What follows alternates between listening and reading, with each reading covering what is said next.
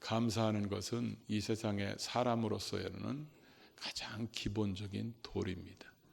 사람 사회 속에서도 감사가 메말라 버리면 거기는 지옥이 됩니다. 하나님께서도 우리 하나님의 백성들이 이 땅에서 하나님께 감사하고 사람과 사람 사이에 감사하기를 원하시기 때문에 감사하라고 명령하셨습니다.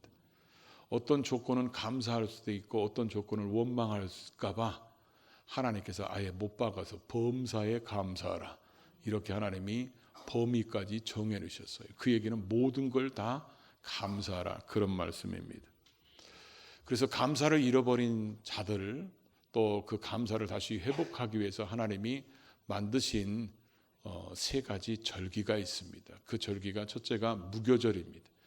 무교절은 이스라엘 백성들이 애굽에서 나올 때, 그래서 어린 양의 피를 가지고 그 피로 죽음의 사자가 찾아올 때 어린 양의 피를 바른 집은 넘어갔다 그래서 유월절이라고 그러죠. 유월절에 구원받은 것을 기념하기 위해서 일주일 동안 광야에서 초막을 짓고 지내면서 자녀들에게 신앙교육을 전수하는 그런 절기가 무교절입니다. 그래서 구원받은 것에 대한 감사죠. 두 번째는 맥추절, 또는 이 맥추절을 초실절, 칠칠절, 오순절 이렇게 얘기하는데, 농사를 졌을 때 첫 번째 수확하기 전에, 그래서 하나님 앞에 먼저 곡식을 베서 하나님께 먼저 예물로 드린 다음에 그 다음 날부터 추수를 했습니다. 그래서 이렇게 드리는 것이 밀이나 보리를 드렸기 때문에 맥추절이라고 그럽니다. 세 번째 절기가 수장절이라고 그럽니다. 이것은 초막절, 장막절이라고 그러는데, 하나님께서 우리에게 1년 동안 살아가면서 먹을 것, 이런 풍성한 곡식과 과일을 주신 모든 것들을 하나님 앞에 드리면서 하는 절기입니다. 그래서 이 수장절이 오늘날로 추수감사절이라고 이렇게 얘기할 수 있죠. 근데 추수감사절이 11월 셋째 주에 보통 이렇게 드리게 된 것은 청교도들이 미국에 정착하면서 대서양을 건너오면서 많은 사람들이 바다에서 신앙의 자유를 찾아서 오다가 바다에서 죽습니다. 그리고 또 정착에서도 굶주림, 추위, 인디안의 습격, 이런 것 때문에 많은 힘든 시간을 지내게 되고, 그 많은 사람들이 죽어나가는데, 이제 나중에는 인디안들이 협력자가 돼서 1년 동안 이제 농사를 져서 추수를 하게 됐을 때 그들이 이제 감격스럽게 하나님께 영광된 예배를 드리는데, 도움을 줬던 인디안들을 초청해서 하나님께 예배드리며 잔치를 합니다. 그게 11월 셋째 주, 넷째 주 이렇게 됐습니다.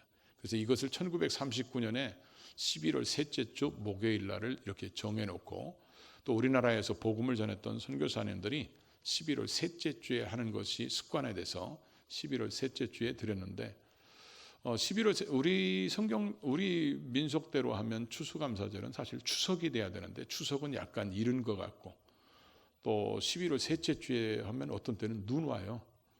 그래서 저희 교회는 개척하고 나서 얼마 안 있다가 11월 첫째 주에 하자. 그래서 11월 첫째 주에 여러분들이 아시고 오신 분도 계시지만 몰랐는데 와보니까 추수감사네, 이런 분도 계실 수 있습니다. 괴테는 이런 얘기를 했어요. 세상에서 제일 쓸모없는 사람은 감사를 잃어버린 사람이다. 감사는 하나님의 사람들이 이 땅에서 삶의 내용이 감사가 돼야 되고, 신앙인들의 표준이 감사가 돼야 되고, 신앙의 본질이 감사가 돼야 됩니다. 그래서 오늘 신명기 16장 1절부터 쭉 보면 하나님이 세 가지 절기를 말씀하시는데, 이 세 가지 절기를 통해서 하나님이 어떤 절기를 드렸으면 원하는지, 어떤 감사를 드렸으면 원하는지를 깨닫고 하나님이 기뻐하시는 그런 감사를 드릴 수 있는 저와 여러분 모두가 될 수 있기를 주의 이름으로 축복합니다. 첫 번째로 하나님께서 오늘 12절에 보니까 이런 절기를 지키고 이 규례를 지킬 때 너는 애굽에서 종되었던 것을 기억하라. 그리고 이 규례를 지켜 행하라 그랬습니다. 애굽에서 종되었던 것을 기억하라. 왜 하나님이 이렇게 말씀하셨을까요? 지금 신명기의 말씀은 이스라엘 백성들이 지금 가나안 땅에 들어갔을 때 얘기가 아닙니다. 출애굽 과정을 거쳤던 것을 1세대가 다 죽고 2세대가 가나안 땅에 들어가기 직전에 모세가 출애굽 40년의 그 광야의 삶을 정리해서 2세대들에게 가나안 땅에 들어가면 이렇게 살아야 된다. 이걸 정리해 준 내용이 신명기입니다. 그래서 지금 가나안 땅에 아직 들어간 상태가 아닙니다. 그래서 너희가 가나안 땅에 들어가면, 그래서 거기 가서 농사를 져서 추수를 하면 하나님 앞에 이런 수장절을 지키는데, 수장절을 지키고 유월절을 지키고 맥주절을 지키면서 기억해야 될 게 뭐냐? 우리를 애굽에서 종되었던 그 시절에 우리를 이끌어내신 그 하나님의 은혜를 기억하라는 것입니다. 애굽에서 그들이 수없이 많은 어려움과 고난, 고통 속에서 부르짖어 기도할 때 하나님이 모세를 통해서 그들을 구원하기 위해서 보내셨고, 또 어린 양의 짐승의 피를 바른 집마다 구원의 은혜가 임하게 하셔가지고 구원받은 것을 기념하는 그런 절기가 돼야 된다는 거예요. 이들이 애굽에서 나오기 위해서 자기들이 어떤 노력이나 자기들이 어떤 전술을 잘 짜서 애굽에서 나온 게 아닙니다. 전적인 하나님의 은혜로 10가지 재앙을 내리시고 홍해를 가르면서까지라도 이들을 가나안 땅에 인도하시는 하나님의 은혜가 있었기 때문에 가능한 거예요. 저와 여러분들이 예수 믿고 구원받은 것도 우리의 노력이나 우리의 어떤 행위로 구원받은 게 아니잖아요. 우리는 참 하나님의 은혜라는 것을 더 감사하게 되는 것은, 일본에 가니까 신이 800만 가지가 있대요. 그럼 800만 가지가 어떤 신인지 찾아보다가 세월 다 보낼 수 있는데, 하나님이 우리를 탁 집어서 선택하셔서 하나님을 알게 하시고, 또 안 믿을 우리들에게 성령이 감동 주셔서 예수님이 우리를 위해서 우리 대신에 십자가에서 피 흘려 죽으심으로 그 피를 믿는 자에게 죄인에서 의인으로 바뀌게 되고 지옥에서 천국으로 바뀌게 되는 이런 놀라운 은혜를 우리에게 주셨다는 것을 늘 기억해야 됩니다.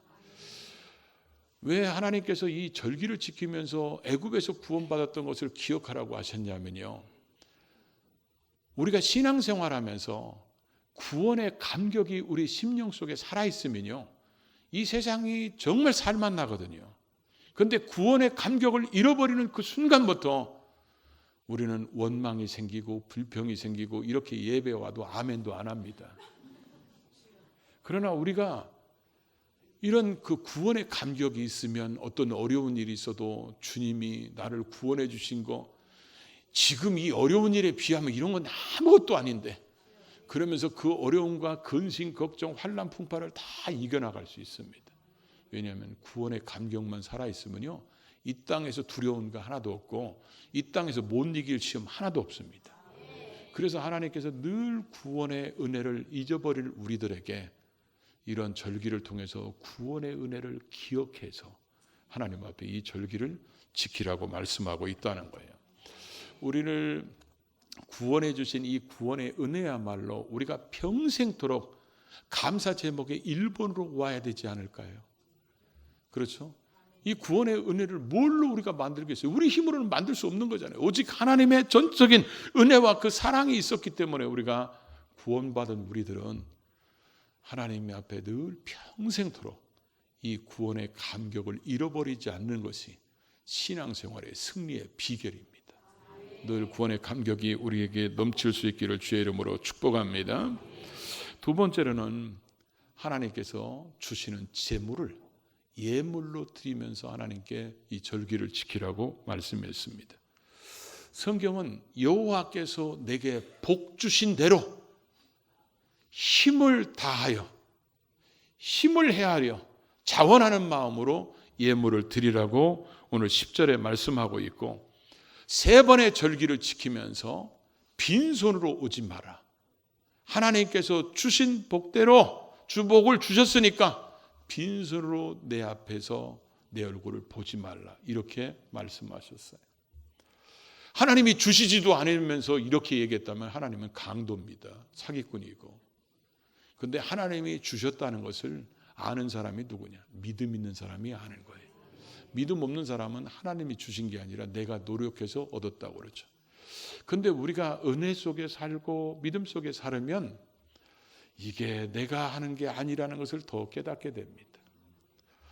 여러분, 우리가 운전할 때 내가 잘하면 살을 것 같죠? 아닙니다. 지켜주지 않으면 상대방에서 날라와서 부딪혀 죽습니다.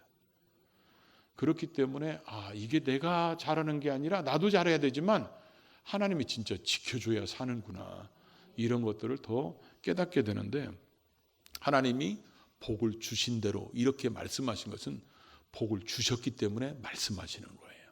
그래서 하나님은 우리에게 재물을 얻을 수 있는 능력도 우리에게 주셨다고 신명기 또 8장에서도 말씀하고 있습니다. 그래서 하나님이 주셨기 때문에 우리는 하나님 앞에 드려라. 그래서 하나님 앞에 예물을 드리는 것은 하나님이 주신 걸 인정합니다. 이거 하나님이 주셨습니다. 나는 하나님 말씀에 순종합니다. 내게 주신 어떤 것보다도 나는 더 하나님을 사랑합니다. 이걸 고백하는 것이 하나님께 예물 드리는 것입니다. 전에는 우리가 소나 양으로 드렸고 곡식으로 드렸고 과일로 드렸지만 이제는 우리는 대부분 농사 짓는 분들은 많지 않 계시잖아요. 그래서 어떤 분들은 농사 짓어 자기가 직접 농사 짓는 것도 가져오신 분들도 계시더라고요. 근데 대부분은 우리에게 재물을 주시는데 재물이 예물로 되는 것은 아무나 되는 게 아닙니다. 재물이 예물로 될 수 있는 것은 하나님을 인정하고 믿음으로 사는 사람만이 할 수 있는 것입니다. 그래서 우리가 이렇게 하나님 앞에 재물을 드릴 때 하나님이 원하시는 것은 바로 다윗의 마음입니다. 종이 무엇이간데 이렇게 하나님께 드릴 것이 있게 하셨나이까. 하나님 앞에 드리면서 감사하고 드리면서 행복해하고, 왜냐하면 하나님이 주셨기 때문에 이걸 깨닫는 것이 바로 절기의 목적이에요. 그러니까 우리가 살아오면서 하나님이 주신 것 때문에 산다는 것을 늘 기억하시기를 바랍니다. 그래서 우리가 맥주감사절은 7월 첫 주예요. 본래 6월절이라는 것은 어떤 분은 이런 분이 있더라고요. 자기 부모님이 낳게 하신 생일이 있는데 그 생일을 지키는 게 아니라 워낙 세상에서 놀다가 주님의 은혜로 돌아온 사람들은 자기 구원받은 날을 생일로 지키는 사람들도 있더라고요. 어쩌면 그 사람에게는 그게 6월절일 수 있겠죠. 그리고 7월 첫 주가 맥주감사절이고 11월 첫 주가 추수감사절인데, 이 감사의 절기는 하나님 앞에 온통 우리에게 감사하라고 그러는데, 저희 교회가 이런 걸 전에 몇 년 전에 한 적이 있어요. 지금도 하시는 분이 계시고, 추수감사절 오면 헌금해야지 이렇게 하지 말고, 맥주감사 오면 헌금 얼마 할까 이렇게 고민하지 말고, 삶 속에서 감사가 느껴지고 깨달아질 때마다 헌금을 모아놓자. 헌금 얘기하면 또 아멘 안 나올 줄 알았어요. 헌금을 모아놓자. 그래서 나는 감사할 일이 있으면 무조건 1,000원, 나는 감사할 일이 있으면 무조건 10,000원, 이렇게 모아놨다가 모아놓은 것을 맥주감사절에 드리고, 또 왜냐하면 감사를 회복하라고 주시는 것이니까, 그리고 또 모아놨다가 추수감사절에 드리고, 그래서 저는 맥주감사절하고 추수감사절하고 합쳐서 헌금을 365만 원 드려요. 그래서 매일 이렇게, 그래서 어떤 분은 36만 5천 원 드리는 분이 있고, 그래서 저희 교회가 이런 헌금은 모아서 구제비로 씁니다. 그래서 하나님 앞에 내가 감사한 것 때문에 다른 사람에게 기회를 줄 수 있고 어려움을 벗어날 수 있도록 돕는, 그래서 사랑의 한 움큼 헌금을 그래서 하고 있는데, 감동되시는 분은 하시고 안 되시는 분은 안 하셔도 아무 상관없어요. 뭐 헌금은 자원에서 하라고 그랬지 억지로 하라고 안 했으니까. 그 다음에 세 번째로는 하나님께 드리는 감사는 하나님께서 꼭 택하신 곳에서 드려라 이렇게 말씀하고 있습니다. 2절에서도 여호와께서 여호와의 이름을 두시려고 택하신 곳에서 하나님께 예물 드리라 했고, 지금 오늘 15절도 그렇고 16절도 그렇고 택하신 곳에서 드리라고 계속 이렇게 말씀하고 있어요. 이 귀절이 잘 맞나는 몰라요. 제가 배는 게 없어가지고 근데 아마 맞을 겁니다. 굳이 안 찾아보셔도 될 거예요. 근데 하나님께서 왜 택하신 곳에서 이렇게 드리라고 그랬을까요? 그래서 택하신 곳에서, 이 곳에서라는 말이 히브리 원어를 찾아보면 어떤 의미냐면, 택하신 곳에서 이 의미가 뭐냐, 하나님이 거기 아니면 안 된다 이런 얘기예요. 꼭 거기서 드려야 된다 이런 의미인데, 당시 그 이방 나라들은 우상을 숨길 때 자기들이 신을 만들고 자기들이 신전을 만들면 그 신은 거기에 갇혀 있어요. 근데 하나님은 그런 하나님이 아니라는 것을 하나님이 나타내시기 위해서 다 와서 드려라. 그리고 5절에 보니까 성 중에서 각 성에서 드리지 말고 이 3번의 절기는 반드시 예루살렘 성전에 와서 하나님께 예물을 드리면서 하나님 앞에 절기를 지켜라. 이렇게 하나님이 명령하셨어요. 그럼 우리도 예배 끝나고 다 같이 예루살렘으로 가도록 하겠습니다. 라고 했으면 좋겠는데 할 수가 없잖아요. 그러면 하나님이 택하신 곳이 어디냐? 신약 시대에는 하나님이 죄악 가운데 있는 사람들 중에 하나님이 선택하셔서 예수의 피로 구원받게 하셔서 그 구원받은 사람들의 모임이 교회입니다. 그래서 우리는 교회라고 해석할 수도 있습니다. 근데 저는 거기에서 더 나가서 이런 생각이 들어요. 하나님이 꼭 택하신 곳이라는 것을 왜 성경에 절기만 나오면 그 말을 강조했을까? 이런 생각이 들었어요. 하나님의 방법대로 하면 안 되겠냐? 내가 원하는 대로 이 절기를 드리면 안 되겠냐? 그래서 자기들이 가까운 성에서 드릴 수도 있어요. 근데 하나님은 그렇게 하지 말고, 왜냐하면 다른 제사는 그들이 가까운 데서 드렸어요. 근데 이 3대 절기만큼은 하나님이 원하는 곳에 와서 드리라는 거예요. 그 얘기는 하나님의 방법대로, 하나님의 말씀대로 드리라는 의미겠죠. 우리가 여기 와서 지금 예배를 드려도 우리가 말라기서나 이사야서 같은 데 보면 하나님이 받으시는 예배가 있고 하나님이 받지 않으시는 예배가 있고, 하나님이 받으시는 제물이 있고 하나님이 받지 않은 제물이 있다고 성경은 얘기하고 있습니다. 예수님께서 수가성 여인과 대화 중에 하나님은 예배하는 자를 찾으시는데, 신령과 진정으로 예배하는 자, 이게 하나님이 원하시는 예배가 아닐까요? 하나님의 방법대로 하나님이 원하시는 제물, 하나님이 원하시는 그런 예배, 그런 예배를 드리는 것이 바로 우리가 되기를 하나님이 원하신다는 거예요.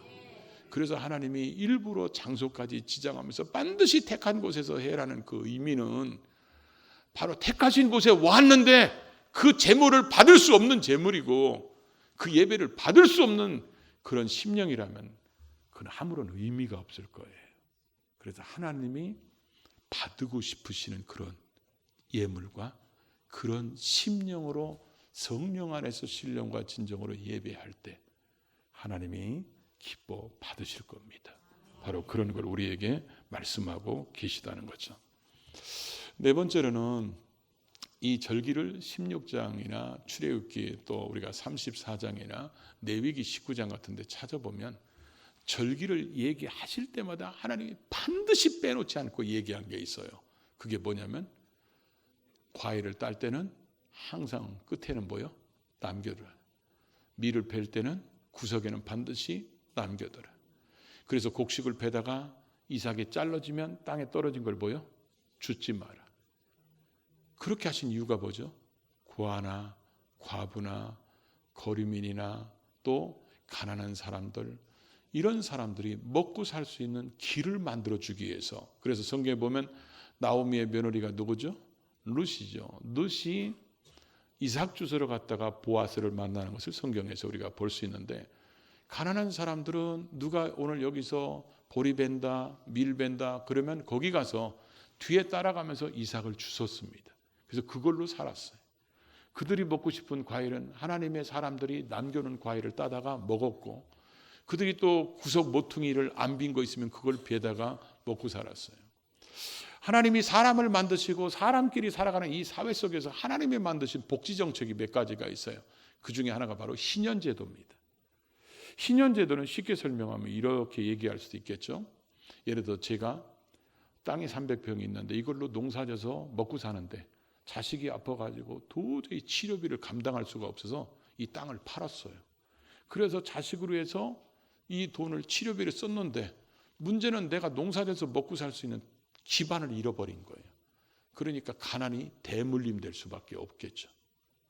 그리고 또 돈이 더 어려우면 종으로 팔려가거나 자식을 종으로 팔거나, 그래서 그 돈으로 생계를 유지하거나, 이런 가난이 대물림 되는 것을 막기 위해서 하나님께서 50년마다 희년이 돌아옵니다. 그럼 50년째 희년이라고 선포한 그 해는 종으로 샀던 사람들은 자유로 다 돌려보내야 되고, 내가 샀던 그 땅은 본래 주인한테 돌아가게 해야 돼. 땅을 다시 산 것을 돌려줘야 돼, 주인한테. 그 주인이 죽었으면 그 자식한테 물려줘야 돼. 다시 돌려줘야 돼. 이게 희년제도입니다. 그리고 하나님께서 또 하나 만드신 게 뭐냐면 11조 말고 제1의 11조는 우리가 보통 드리는 10분의 1을 드리는 게 11조고 성경에는 제2의 11조가 나옵니다.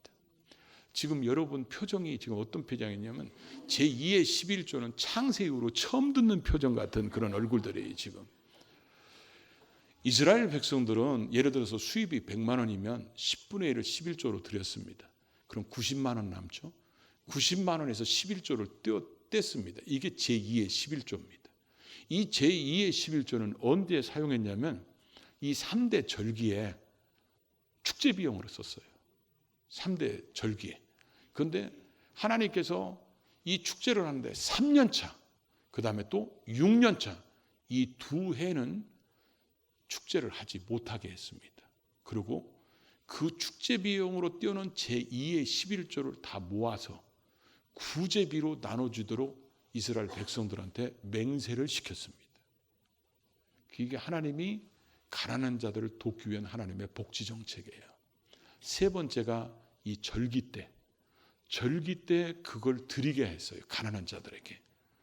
그래서 그걸 남겨주게 했어요. 추수할 때마다 추수감사를 하잖아요. 맥주감사 하잖아요. 그러니까 가난한 사람들, 그래서 이들이 곡식을 주술 때마다 하나님 말씀이 생각나는 거예요. 그러면 그냥 놓는 것입니다. 그리고 또 여유가 있는 사람들은 뒤에서 사람들이 주스러 오면 일부러 떨어뜨려 놓습니다. 그들이 먹고 살 수 있도록. 하나님이 우리에게 이렇게 풍요로운 것을 줬으니까 그렇게 나눠야 된다. 추수감사 우리 교회 처음 오신 분들은 앞에 과일이나 배추, 무 이런 게 있어야 하는데 그런 건 하나도 없고 뭐 라면 박스야 저게 뭐야 이렇게 생각하실 수 있는데 저희가 추수감사를 처음에 들을 때 앞에다가 성도들한테 광고를 했어요. 집에 있는 과일 올해 생산된 건 다 가져와라. 그러니까 무, 뭐 파로 시작해서 좌우지간 올해 나온 건 다 가져오는 거예요. 그래서 예배 다 끝나고 나서 나중에 이걸 어디다 처치할 것인가. 그러니까 나중에는 이 처치 문제가 곤란해져 가지고 레위인도 돌보라고 그랬으니까 목사님들 돌봐야 된다고 우리 집으로 갖고 오는데 내가 다 먹고 죽습니까? 그리고 이거를 뭐 배추를 어디다 갖다 놓고 그러니까 이게 나중에는 그러다가 제가 성경을 읽으면서 야 이렇게 하지 말아야 되겠다. 그래가지고 지금 주일학교에서는 다 갖고 와서 해요. 주일학교에서는 각자 하나씩 갖고 와서 지금 하고 있는데 어른들은 그렇게 하지 말고 박스로 갖고 오라고 그러죠. 그래서 고구마 한 박스 또 쌀 한 포대 이렇게 갖고 와가지고 그래서 구제의 순서가 있어요. 먼저 우리 교인들 중에서 어려운 사람들에게 먼저 구제하고 두 번째로 우리가 섬기는 장애우 시설들이 있어요. 거기에다 보내고 세 번째로는 이 쌀 같은 것은 교단적으로 모읍니다. 사랑의 쌀 모으기 해가지고 개척교회들한테 이 쌀을 보내줍니다. 추수감사 끝나면. 그래서 지금 이렇게 쌓여 있는 거예요. 안 가져온 사람은 이따 택배해도 됩니다. 왜냐하면 하나님이 우리에게 그렇게 하라고 그랬으니까 하는 거예요. 왜냐하면 성경에 그렇게 말씀하고 있으니까. 그래서 하나님께서는 우리가 하나님이 주신 복이 우리를 통해서 흘러가기를 원하시는 거예요. 우리에게 은혜 베푸셨으면 그 은혜가 필요한 것에 우리를 통해서 흘러가기를 원하시고 하나님이 주신 그 복, 그 능력, 그 사랑이 우리를 통해서 세상에 흘러나기를 원하시는데 그래서 우리는 축복의 통로라고 많이 얘기하잖아요. 축복의 통로는 저장하는 곳이 아닙니다. 저장은 저수지나 하는 것이지 우리는 하나님 앞에 우리가 살았을 때 1년을 살았고 10년을 살았는데 11조인 건 많은데 남은 게 없네. 그게 잘 사는 거예요. 근데 또 아멘 안 할 줄 알았어요. 왜냐하면 사람들이 쌓아놓아야 잘 사는 것처럼 착각하는 거예요. 성경에 우리한테 여러분 우리한테 집 몇 채씩 사놓으라고 그러고 통장에 돈 좀 쌓아놓고 라고 주식 좀 많이 늘려놓으라고 성경에 단 한 구절도 없습니다. 근데 우리는 그게 하나님의 뜻인 것처럼 착각해가지고 어떻게든지 많이 쌓아놓으려고 그래요. 자식에게 유산 많이 주라고 성경에 어디 써 있습니까? 다 그거는 지가 보고 만들어서 그런 거지. 성경에 하나도 안 나옵니다. 근데 마치 우리는 그게 무슨 사명인 것처럼 이 땅에 아파트 사놓고 막 가는 것이 무슨 사명인 것처럼 막 안 쓰고 안 입고 헌금도 안 오고 아멘도 안 해갖고 그거 하나 사놓고 가는 거야. 그게 무슨 하나님의 뜻이에요. 하나님은 우리가 그렇게 살기를 원치 않습니다. 하나님이 우리에게 복을 주셨으면 그 복이 영혼들을 살리며 주의 나라를 확장하는 데 쓰임받기를 원하시는 것이지. 그래서 우리가 하나님이 주신 것을 우리를 통해서 흘러가기를 원하시기 때문에 우리는 그런 일을 해야 한다는 겁니다. 그 다음에 또 다섯 번째는 같이 성경을 읽어볼까요? 출애굽기 34장 22절에서 24절인데요. 주보를 참조해서 우리 같이 읽겠습니다. 77절 곧 맥주의 초실절을 지키고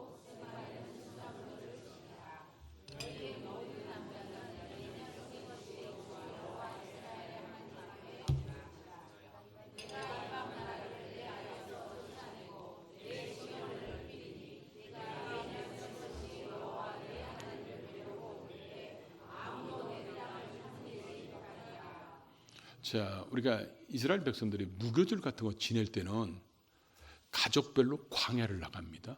그 광야에서 초막을 치는 거예요. 조그만하게. 그러니까 오늘날 텐트를 치는 거예요. 그래서 그 안에서 쓴 나무를 먹으면서 그러면서 이스라엘 백성들이 하나님께서 애굽에서 우리를 어떻게 건지셨는가를 자식들에게 신앙의 교육의 장으로 삼습니다. 그러면 집집마다 다 광야로 나가요. 그럼 집이 다 비어 있고 성이 다 비어 있습니다. 그럼 그때 적이 쳐들어오면 그냥 차지하는 거야. 그러니까 하나님께서 아무도 하나님 앞에 감사의 절기를 지키는 자들에게 하나님께서 아무도 너희 땅을 탐하지 못하도록 하나님이 뭐요? 막아주겠다는 거예요. 그 너희 대적을 물리쳐 주겠다는 거예요. 그리고 너희 지경을 넓혀주겠다는 거예요. 감사의 절기를 드리는 자들에게 하나님께서 또 감사할 거리를 만들어 주시겠다는 거예요. 여러분, 우리가 이 땅에 살아가면서 우리를 대적하는 것들이 정말 많아요. 질병이 우리를 대적합니다. 환난, 근심, 염려가 우리를 대적합니다. 그래서 하나님이 원하는 삶을 살지 못하는 거예요. 그래서 인생을 불행하게 사는 거예요, 사람들이. 그러니까 이런 대적을 물리쳐야 되고 또 우리의 지경이 넓어져야 돼요. 우리의 선교의 지경이 넓어져야 되고 아멘 안 해도 넓어져야 돼요. 선교의 지경이 넓어져야 되고 여러분의 사업도의 지경이 넓어지면 좋잖아요. 근데 쌓으려고 넓어지는 게 아니라 하나님의 영광을 위해서 쓰려고 하나님이 사업의 지경을 넓혀주고 하나님이 직급을 또 올려주고 잘되게 하고 그런 모든 것들이 하나님의 영광을 위해서 쓰임받기 위해서 지경을 넓혀주시고 하나님이 도우신다는 거예요.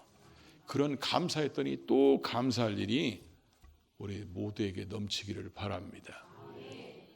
하나님이 감사를 잃어버린 자를 이런 표현도 하셔서 찢어버리겠다. 감사로 제사를 드리는 자를 그 감사로 제사를 드리는 자가 나를 영화롭게 하고 내가 그 사람에게 하나님의 구원이 뭔지를 보여주겠다. 이렇게까지도 말씀하셨어요. 감사를 잃어버리면 그 인생은 사막에서 사는 거예요. 감사를 잃어버리면 감동도 없고 감격도 없고 기쁨도 없고 아멘도 없어요. 그런데 감사가 회복되면 삶이 형편이 좋거나 나쁘거나 그게 중요한 게 아니라 감사가 있으면 행복합니다.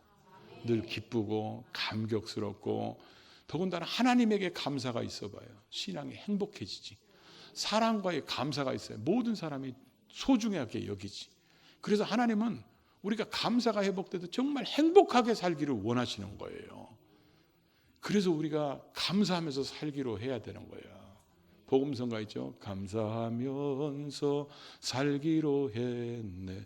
감사하면서 살기로 했네. 안 따라오는 사람은 원망하면서 살기로 했네. 꼭 이런 사람들 같아요.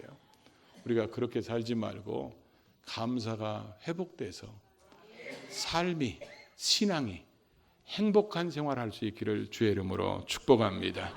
기도합니다. 이런 감사도 되게 해달라 우리 다 같이 기도합니다. 아버지 하나님 감사합니다. 오늘도 우리를 사랑하셔서 주의 대단에 불러주시고 주의 말씀 듣게 하셔서 감사합니다. 구원해 주셨기에 구원에 감사할 수 있도록 우리의 구원의 감격을 누리게 하셔서 감사합니다. 하나님이 우리의 아버지 되신 것 감사합니다. 죄인이 의인 되게 하신 것 감사합니다. 뭐 공로 없지만 하나님의 그 사랑, 그 은혜로 구원받았음을 늘 감사하는 자들 되게 하소서.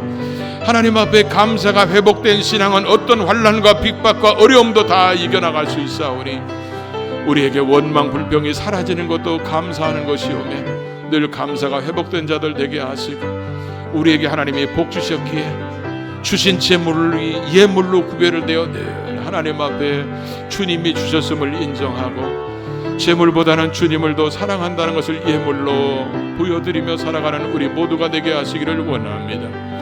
하나님께 드리는 감사는 하나님의 방법대로 하나님이 원하시는 감사, 하나님이 원하시는 예배를 드리는 자들, 그래서 하나님의 말씀대로 하는 우리의 삶이 되게 하시고, 베푸신 것이 우리만 먹고 마시라고 하는 게 아니라 하나님이 또 다른 사람에게 베푸시기를 원하시는 하나님의 마음을 헤아려서 우리에게 주신 것들을 구제하며 선교하며 나누며 살아가는 우리 모두가 되게 하시기를 원합니다. 우리가 감사하는 자들에게 또 다른 감사의 여건을 주시는 하나님의 마음을 헤아려서 감사하면서 살고 감사하면서 행복하고 감사하면서 기쁜 우리의 삶이 되도록, 이게 하나님이 우리에게 원하시는 삶이라는 것을 늘 기억하며 이와 같이 감사하는 우리 모두가 될 수 있도록 은혜를 더하여 주시고 복을 내려 주시옵소서. 예수님의 이름으로 기도하옵나이다. 아멘.